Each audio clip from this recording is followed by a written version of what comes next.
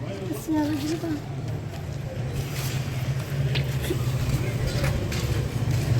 مين انت يا ولد؟ باسم حسن جيرانكم في الشارع الثاني. ربنا يبارك فيك يا ولدي ويكتر من امثالك. ما انت عم الحاج رايح فيها؟ ده رايح اي محل تليفونات يا ولدي عشان تليفوني بايظ، اشوف حد يصلحولي. اتعبك معايا، تعال معايا يا ولدي.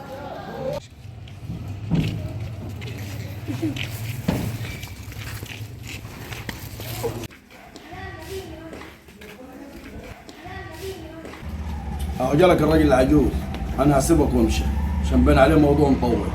خلاص ماشي. عايز حاجه انت؟ ماشي. يلا سلام عليكم. تفضل يا حاج. ها الراجل بتاعي. شكرين يا ولدي، ربنا يكتر من امثالك انت واللي زيك. روح يا ولدي تشوف شغلك. انت يا ولدي، يا ولدي بتاع التليفونات. ايوه يا حاج. امرني يا عم الحاج. النبي يا ولدي لو سمحت عايزك في حاجه كده. تمام. طب تعال على الكرسي من فوق يا عم الحاج. لا ما تمام كده يا لا، ولدي. الكرسي ما صحش. مش هقدر اركب مش العتبه ده. هينفع يا عم الحاج كده تبقى قاعد في الارض انت. طب تفضل يا عم هات الحاج. ايدك معايا يا ولدي. تفضل يا عم الحاج. على مهلك يا عم الحاج. تعال خليك كده. تفضل يا عم الحاج. تعال يا عم الحاج.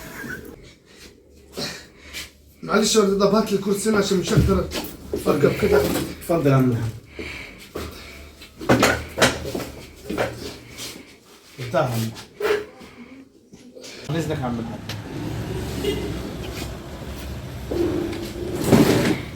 امرني يا عم الحاج.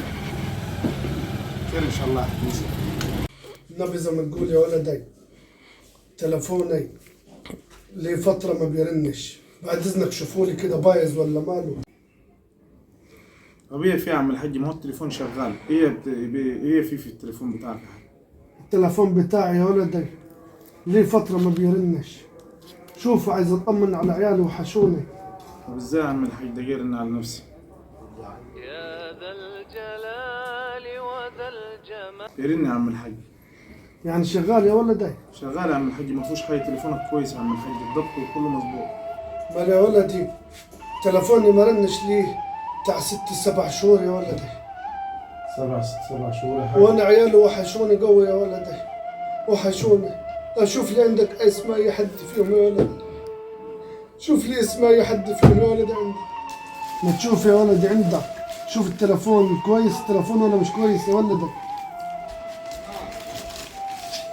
تليفون كويس يا عم الحاج، بس ممكن يكون اولادك عندهم ظروف. ما فيهوش حاجه. تليفونك كويس يا عم الحاج، بس ممكن يكون اولادك عندهم ظروف، عشان كده ظروفهم تحكم انهم ما يرنوش عليك. بس انت ما تزعلش نفسك، رن عليهم تاني، حاول وادعي لهم يا عم الحاج، ربنا يصلح حالك. طب خلاص يا ولدي، طالما التلفون ما فيهوش حاجه يبقى اولادي ينسيوني يا ولدي، يخلف علي ربنا فيهم.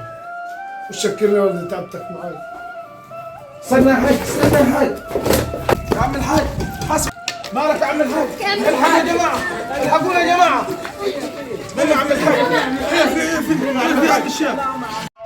كل ابن ليه أب على قيد الحياة يحاول يعطف عليه ويسأل عليه على قد ما يقدر، حتى لو كانت المسافة بعيدة بينكم، لأن الأب في السن ده بيحتاج لأبنائه يسألوا عنه.